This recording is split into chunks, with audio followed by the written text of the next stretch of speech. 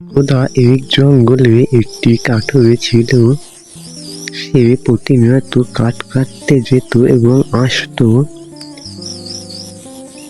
প্রতিনিয়ত সে সারাদিন পরিশ্রম করে আসতো। তারপরে একদিন একটি মাঠে একটি বাচ্চা বসা দেখে তারপরে সে বাচ্চাটির কাছে যায় এবং সে তাকে জিজ্ঞেস করে, কি বাচ্চা, তুমি কান্না করছো কেন? তারপরে বাচ্চাটি বলে, আমার একটি শখের বিড়াল হারিয়ে গেছে, তুমি খুঁজে দিবে? তারপরে সে একটি গাছের নিচে এসে আরামে একটু বসে, তারপরে ঘুমিয়ে পড়ে। তারপর হঠাৎ করে বৃষ্টি নামে এবং সে দৌড়ে চলে যায় তার বাসার দিকে। পরে সে বাসায় বসে ভাবে, এভাবে আর কতদিন থাকবো আমি? হে প্রভু, আমাকে রক্ষা করো।